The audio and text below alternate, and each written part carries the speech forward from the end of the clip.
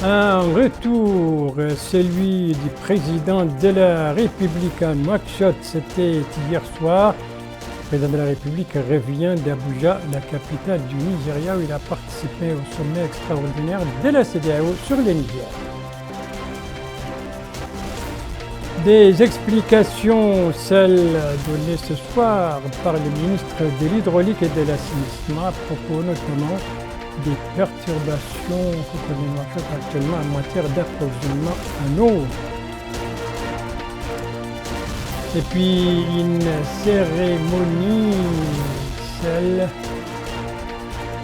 c'est une inauguration plutôt, celle de la nouvelle mosquée d'El Mauritania. C'était pas la cérémonie d'inauguration, c'était plutôt la cérémonie de remise des prix pour les lauréats au concours donc organisé durant le mois de Ramadan dernier. Voilà donc pour les principaux titres de votre journal. Et c'est parti, mesdames, mesdemoiselles, messieurs, bonsoir et bienvenue à votre 22h de ce vendredi 11 août 2023. Le président de la République, M. Mohamed Ould Cheikh El Ghazouani, est donc de retour à Nouakchott. Voilà, on voit l'avion au moment où il a atterrissé. Et le président de la République, ça c'était hier soir, était à l'aéroport pour l'accueillir. Les ministres de l'Intérieur et de la décentralisation. Ici, il salue les personnalités qui étaient là, le Walid de Nouakchott-Ouest, la présidente du conseil régional, et auparavant la directrice adjointe du cabinet. Maintenant, il va saluer les ministres qui étaient là, le ministre secrétaire général de la présidence, et les deux ministres, conseillers à la présidence, et les ministres de la justice et les ministres de la défense nationale.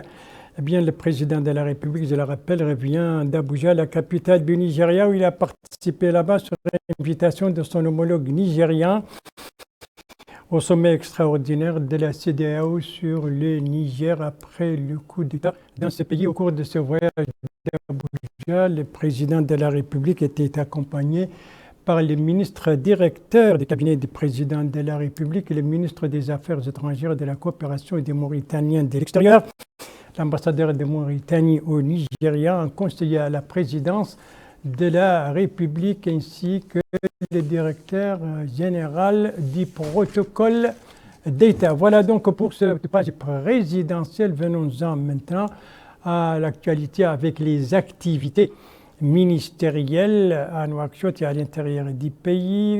La première de ces activités concerne le ministre de l'Hydraulique et de l'Assainissement. Il a animé ce soir un point de presse pour parler justement des perturbations que connaît Nouakchott actuellement, leurs causes et les efforts pour les surmonter. L'essentiel, les idées maîtresses de ce point de presse avec Cheikhna Chirsadbou. Nous sommes là pour régler tous les problèmes des citoyens, et ce, sur instruction du président de la République. Nous sommes là juste pour nous excuser auprès de ces citoyens de Nouakchott et aussi de celui de l'intérieur du pays, car eux aussi rencontrent des problèmes d'eau. Encore une fois, rappeler que nous sommes au service du citoyen, quel qu'il soit et où qu'il puisse être. C'est avec ces mots que le ministre de l'Hydraulique et de l'Assainissement, M. Ismaïl Ould Abdel Fattah, a entamé ses propos.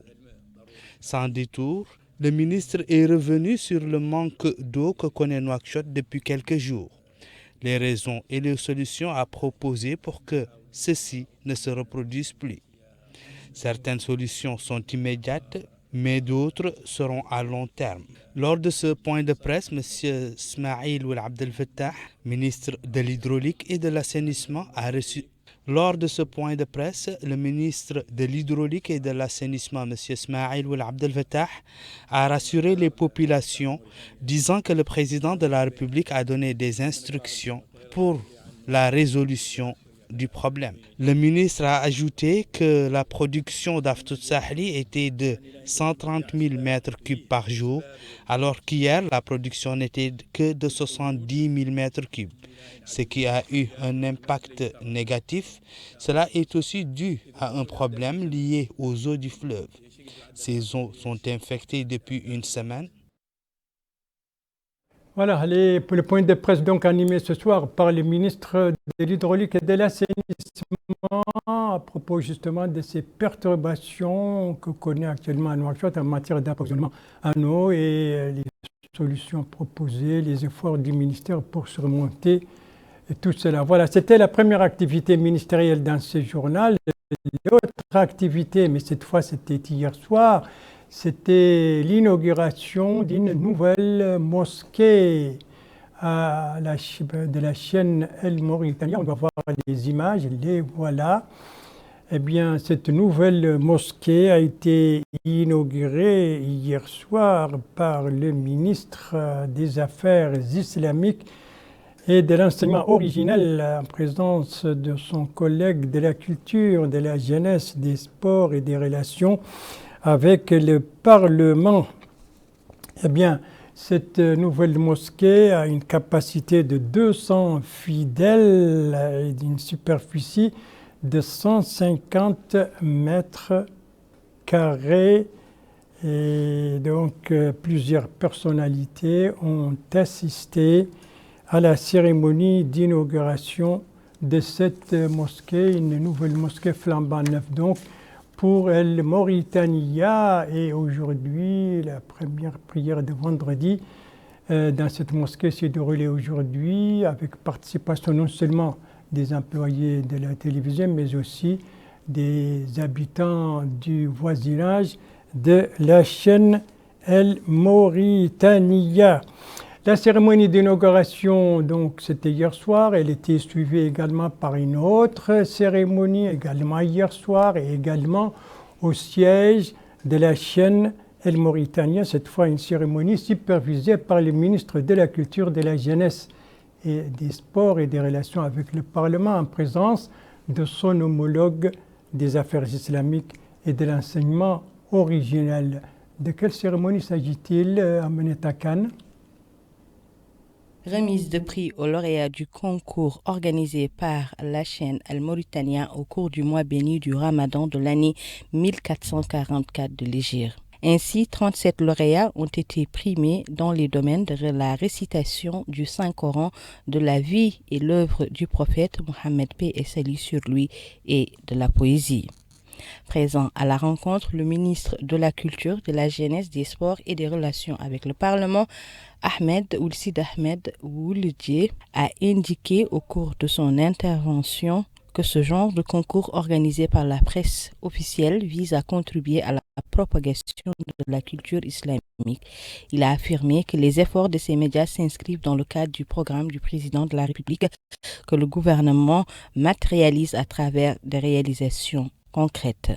La cérémonie a été également marquée par le discours du directeur général de la chaîne El Mauritania, Mohamed Ould Aboul Maali, qui a indiqué que la chaîne El Mauritania a organisé ce concours pour renforcer l'amour du Saint-Coran et pour inciter les jeunes à se tourner vers les enseignements originels et les savoirs scientifiques. Il a indiqué que dans ce cadre, la chaîne El Mauritania a organisé ce concours et aujourd'hui, elle prime les lauréats conformément aux directives du président de la République, Mohamed Ould El Ghazouani. Ensuite, les lauréats ont reçu leur prix de la main des responsables qui étaient présents au cours de la cérémonie.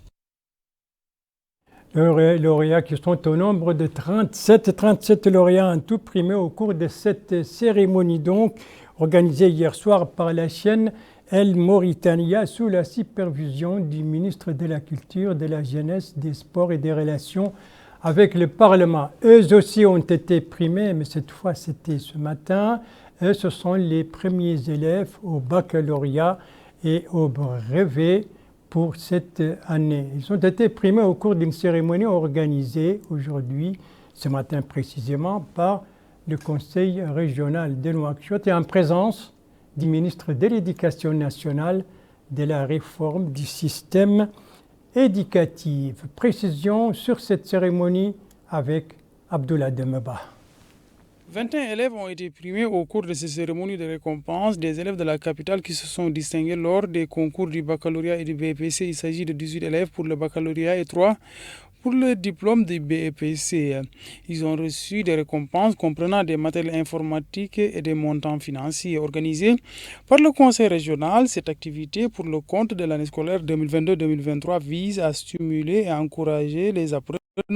Le ministre de l'Éducation nationale et de la réforme du système éducatif, Mokhtar Ould-Dahi, a remercié le Conseil régional pour cette activité organisée chaque année, appelant les membres de la famille scolaire à accompagner les efforts entrepris pour appuyer la stratégie nationale de promotion de l'éducation et contribuer à jeter les bases de l'école républicaine. La présidente du Conseil régional de Nouakchott, Fatimatou Binta Abdelmalik, a déclaré que cette structure avec ce prix compte stimuler ses élèves afin qu'ils continuent à persévérer sur cette voie de l'excellence tout au long de leur parcours. Elle a indiqué que l'éducation est primordiale pour le développement durable de la société. Les personnels pédagogiques ont aussi eu des distinctions au cours de cette cérémonie. Le président de la Fédération nationale des associations des parents d'élèves et le maire du Kissar ont tour à tour salué la tenue de cette cérémonie, particulièrement dans le cadre de la motivation des apprenants. La cérémonie annuelle donc organisée par le Conseil régional de Nouakchott pour primer les premiers élèves. Cette année, sont au nombre de 21 élèves, dont 18 pour le bac et 3 pour le BPC. Et c'était en présence donc du ministre de l'Éducation nationale et de la réforme du système éducatif. Son collègue de l'agriculture se trouvait pendant ce temps donc à Kaïdi, la capitale du Gorgol. Et c'était l'occasion pour lui de lancer la campagne agricole 2023-2024. À partir d'où a été lancée donc cette campagne? C'est ce que nous dit notre correspondant permanent là-bas, Mohamed Ali Salek, compte rendu revient en français par Cheikhna Chersad. C'est à partir de la ferme pilote de Kaïdi que le ministre de l'Agriculture, Hmallah Ould-Dahi, a supervisé le lancement de la campagne agricole 2023-2024. Une campagne qui vise à exploiter plus de 300 000 hectares pour une production attendue de plus de 700 000 tonnes de diverses cultures. Une occasion pour le ministre de mettre l'accent sur l'importance de cet événement, qui se situe, selon le ministre, au premier rang du programme du président de la République. Un secteur pionnier dans le développement économique et social du pays. Le ministre a ajouté, lors de son propos, que la situation exceptionnelle internationale a un impact direct sur la disponibilité des denrées alimentaires et des intrants agricoles, ce qui confirme l'efficacité des stratégies tracées par les autorités qui, aujourd'hui, ont commencé à porter leurs fruits. Le ministre poursuit en disant que cette campagne coïncide avec la commémoration du 4e anniversaire de l'accession au pouvoir du président de la République. 4 ans marqués, selon lui, par de nombreuses réalisations dans divers domaines économiques, sociaux et politiques, dans une atmosphère de quiétude et de stabilité. Et pour finir, Ould-Dahi a indiqué que l'agriculture est un domaine qui préoccupe les pouvoirs publics, qui ont fait de la souveraineté alimentaire un objectif incontournable à atteindre, et pour ce faire, toutes les filières agricoles sont à développer, et ce dans toutes les zones de production. De son côté, le président de l'Union nationale du patronat mauritanien, Mohamed Zain al-Abidine ou Cheikh Ahmed, a indiqué que le choix de la ville de Kaïdi pour abriter le lancement de la campagne agricole 2023-2024 témoigne de la grande sollicitude dont l'État bénéficie de ses grandes capacités humaines et agricoles. Il a dit que l'autosuffisance a été atteinte dans le domaine des moissonneuses, qui représente un élément important dans l'augmentation de la production agricole après qu'elle ait été louée à l'étranger. Il a souligné que notre pays a été en mesure, au cours de l'année en cours, d'exporter 160 moissonneuses vers les pays voisins, alors qu'il y avait un besoin urgent de ces équipements au cours des dernières années, en raison de la pénurie aiguë et de l'importation à partir de là. Il déclare pour finir que la Fédération nationale des employeurs de Mauritanie dispose d'une base intégrée qui comprend des tracteurs et des moissonneuses-batteuses pour résoudre les problèmes auxquels sont confrontés les agriculteurs du Gorgol. Le président du conseil régional du Gorgol, Ba Amadou, ainsi que d'autres intervenants ont à tour de rôle pris la parole. Ainsi, ils se sont mis d'accord sur l'importance de l'agriculture, louant l'attention que les pouvoirs publics accordent à ces secteurs. Ils ont demandé plus de soutien, de supervision et à une solution aux problèmes dont souffre encore l'agriculture, appréciant les mesures qui ont été prises pour résoudre ces problèmes. Après cette cérémonie, le ministre de l'Agriculture est descendu sur le terrain. Il s'est rendu à la ferme pilote numéro 1, au cours de laquelle il a reçu des explications techniques du directeur général de la SONADER sur les procédures prises par la société dans la réhabilitation des grandes exploitations agricoles dans le cadre des nouvelles réformes du ministère. Ces réformes relèvent de la volonté des pouvoirs publics de confier à la Société nationale de développement rural ses missions et de lui donner des moyens nécessaires pour y parvenir. Le ministre a conclu sa visite par une inspection du projet agricole forestier pastoral à Smega, au cours de laquelle il a été informé d'exemples d'activités du projet dans le domaine de la plantation d'arbres fruitiers et d'autres cultures adaptées au climat local. Il faut noter que la sélection de la ferme pilote du Gorgol pour le lancement de cette campagne est une forme de reconnaissance des efforts des agriculteurs de la zone et de leur expérience accumulée dans la culture du riz entre autres et une appréciation des importantes ressources disponibles dans la wilaya. La campagne agricole en cours verra la mise en œuvre d'importantes mesures identifiées déjà dans la déclaration approuvée par le Conseil des ministres du 20 juillet 2023.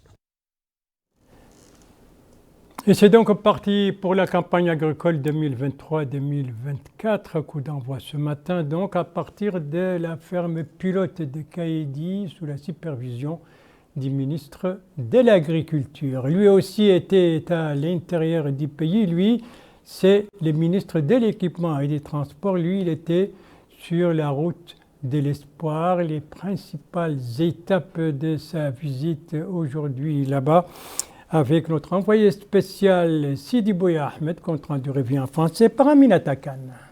Le ministre de l'Équipement et des Transports, Mohamed Ali, ou le Sidi Mohamed, a effectué plusieurs visites de terrain. La première étape de cette visite a eu lieu sur le tronçon reliant Nebaria à la localité de Suède, sur la route de l'Espoir, longue de 18 km. Les travaux ont atteint 80% des ouvrages. Sur place, le ministre a été édifié de la part des équipes techniques sur les spécificités de cette route et a exhorté les responsables d'ouvrage à livrer cette route dans les délais impartis. Ensuite, le ministre s'est rendu tour à tour à Marta al-Hjar et dans les périphéries d'Aleg. Il s'est informé sur l'état d'avancement des travaux du tronçon reliant Aleg et Marta al-Hjar dans la wilaya du Brakna, long de 100 km, ainsi que les réseaux de voirie des villes de Bouchilimit et de Marta al-Hjar. Partout où il est passé, le ministre a été édifié sur l'état d'exécution des travaux. Le ministre a insisté sur l'intérêt d'exécuter les projets dans les délais impartis et suivant les normes internationales. Enfin, le ministre a clôturé ses visites par cette réunion tenue avec les responsables des différents sites qu'il a visités, réunion au cours de laquelle il a mis l'accent sur l'importance du renforcement du réseau routier pour mettre fin aux souffrances des populations, mais aussi conformément aux politiques mises en place par le gouvernement sur instruction du président de la République, Mohamed Ould-Cheikh El-Ghazouani. Voilà donc les visites entreprises par les ministres de l'Équipement et des Transports sur certains chantiers, notamment sur la route de l'Espoir. Retour à Nouakchott. Nouakchott qui vit actuellement à l'ère des forums de la culture, de la jeunesse et des sports. Voilà les images. Eh bien, coup d'envoi, c'était ce soir, ici même à Nouakchott. Coup d'envoi donné par le ministre de la Culture, de la Jeunesse et des Sports, dont le département organise cette manifestation en collaboration avec le Conseil régional de Nouakchott et des 9 communes de la capitale. Une manifestation sous le thème « La jeunesse au service du développement local ». Donc, coup d'envoi de ces forums de la culture, de la jeunesse et des sports ce soir à Nouakchott duré 3 jours. Et nous restons toujours dans le cadre des activités du ministère de la Culture, de la jeunesse, des sports et des relations avec le Parlement, avec cet atelier de formation organisé par le ministère aujourd'hui qui porte sur le volontariat. Il s'agit aussi de la formation de groupes de la communication régionale ainsi que des délégués régionaux de la jeunesse et des sports. Compte rendu Abdoulaye Demeba. Cette activité rentre dans le cadre des formations des relais en tant que points focaux du programme de volontariat au niveau des localités. Ces délégués régionaux sont les représentants du ministère de la Culture, de la Jeunesse et des Sports et des relations avec le Parlement au niveau de toutes les régions.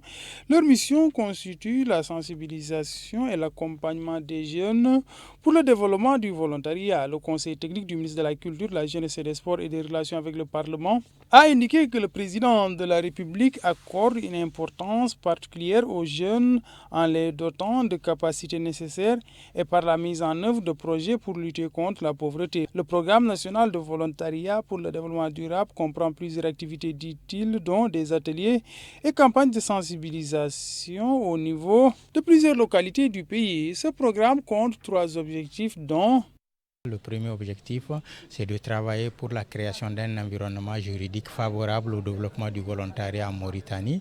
Le deuxième objectif, c'est de travailler pour opérationnaliser un dispositif permettant le recrutement des volontaires et des bénévoles en Mauritanie.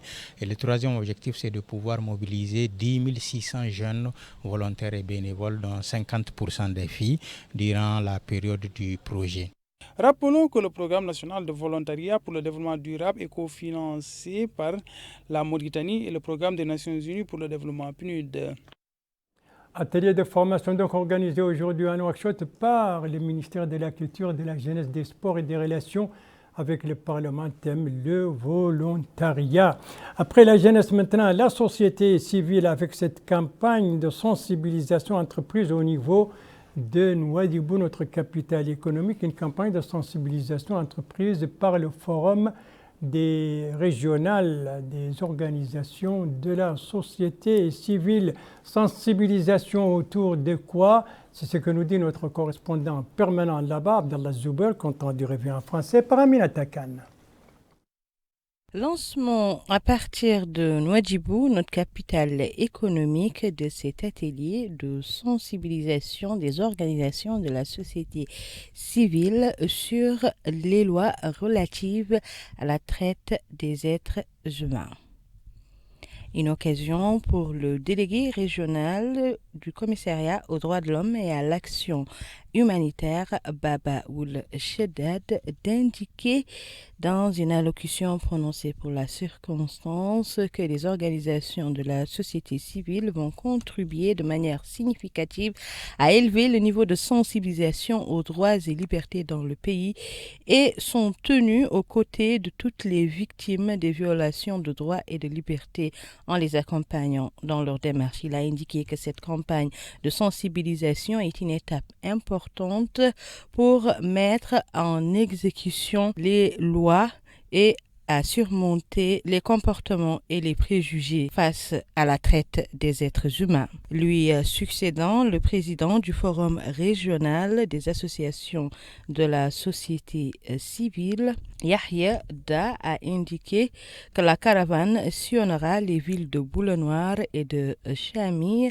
pour appeler les citoyens à interagir et appuyer les efforts de l'État pour la sensibilisation contre la traite des êtres humains. Enfin, 2 participants à l'atelier ont indiqué que cet atelier de sensibilisation permettra aux citoyens d'être à jour sur leurs droits, mais également sur leurs devoirs pour mettre fin à ces pratiques qui sont néfastes. Une caravane lancée donc par le Forum régional des associations de la société civile au niveau de Dakhlet Nouadhibou.